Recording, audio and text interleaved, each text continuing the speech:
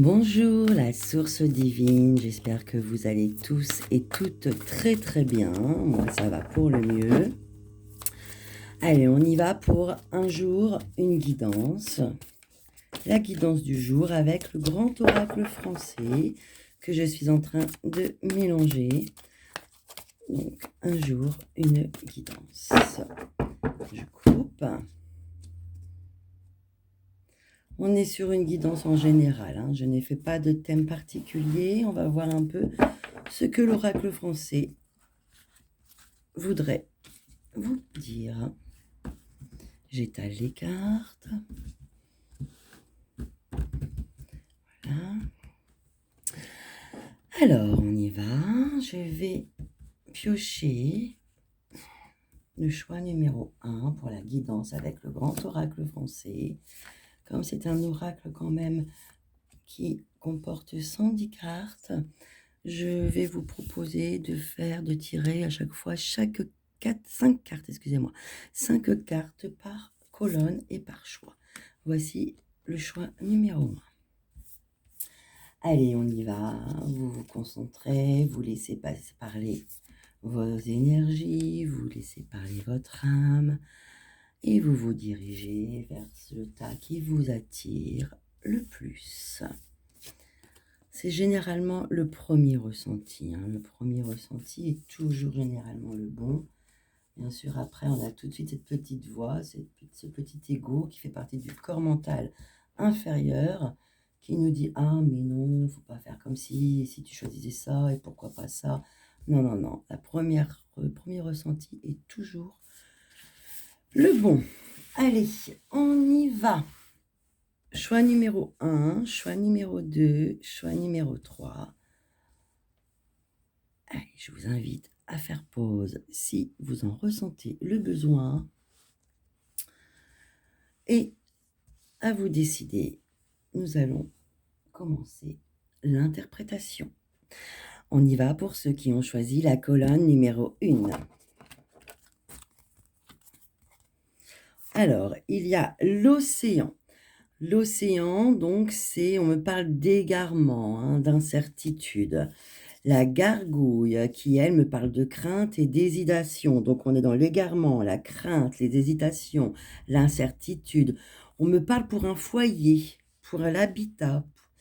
On me parle également que c'est des événements assez rapides et on est dans la combativité. Bon, écoutez, apparemment, il y a des doutes, des craintes, des hésitations,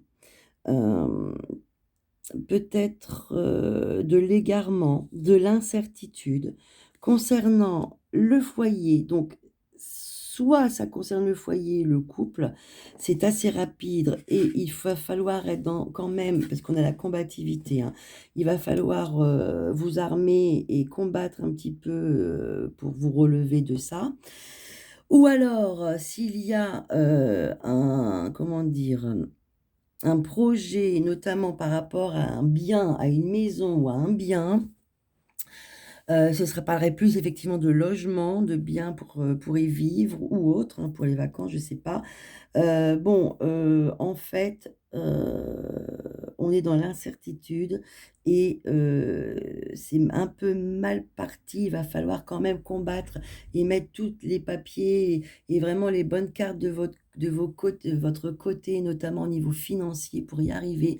C'est quand même un combat à mener et je ne suis pas sûre du coup que vous soyez dans le bon combat, dans la bonne maison, dans le bon bien à acheter ou à vouloir. Voilà. Parce qu'il y a du coup pas mal de bâtons dans les roues et beaucoup de combativité pour arriver à nos fins, en sachant si on arrive vraiment à nos fins. Allez, on y va pour ceux qui ont choisi la deuxième colonne. Alors, ici, le chat évoque la jalousie, la trahison. Avec le pendule, on est dans l'intuition, dans le ressenti. Ici, on a le contrat avec les accords. D'accord ? Enfin, on a l'expérience et le défi avec les boules. Et enfin, l'exaucement, l'accomplissement des choses. Bon, écoutez, il y a un contrat, il y a un accord qui est fait. C'était pas simple ce contrat ou cet accord qu'il fallait quand même discuter le morceau.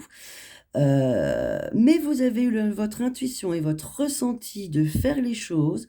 Alors ça peut être par rapport à un projet, quel que soit le projet, ou dans le professionnel, excusez-moi. Donc effectivement, vous avez eu la bonne intuition et le bon ressenti pour justement faire cet accord et ce contrat. C'est vraiment quelque chose qui vous tenait à cœur et ça se fait. Et vous avez bien fait donc de suivre votre intuition et votre ressenti, puisque effectivement les gens autour de vous jalousaient le projet ou vous disaient que vous n'y arriverez pas ou se réjouiraient, je pense, d'un échec. Eh bien non, il n'y a pas échec. Continuez de vous écouter, continuez d'être fort puisque le contrat se fait, le projet se fait et c'est l'exaucement et l'accomplissement de vos vœux. On y va pour ceux qui ont choisi donc la troisième colonne. Alors ici, on a le clocher qui nous annonce des bonnes nouvelles, la réconciliation. On a ici la toile avec un piège, attention au danger. On a ici le château qui nous parle d'héritage, de fortune. On a ici le mur qui est un obstacle qui est difficile à franchir, même impossible à franchir, infranchissable. Et enfin, la révélation et une découverte. Bon, eh bien écoutez, je pense qu'il y avait une bonne nouvelle, peut-être par rapport à un héritage ou par rapport à un bien ou par rapport à de l'argent. Et vous en étiez content. Malheureusement, vous allez découvrir que derrière ce que vous croyiez être bien, derrière cette somme, ce bien, il y a que des problèmes et vous découvrez que finalement, vous n'aurez pas grand-chose.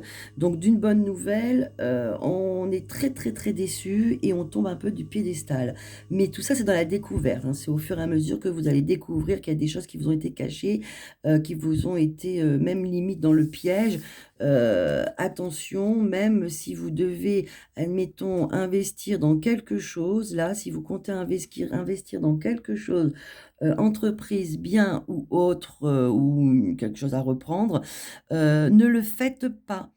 Je pense que les papiers ou la clientèle qu'on vous donne, comme quoi c'est très bon et positif, je pense que c'est notamment des mensonges. Et du coup, vous allez vous faire avoir. Voilà, donc on pouvait faire deux significations, deux choses par rapport à cette dernière colonne. Voici, voilà, j'espère que les cartes vous ont parlé. C'était la guidance du jour. Je vous remercie infiniment de m'écouter, d'apprécier, de liker. Ça me fait énormément plaisir. Et évidemment, je vous souhaite une douce journée ou soirée. N'oubliez pas de rayonner votre lumière.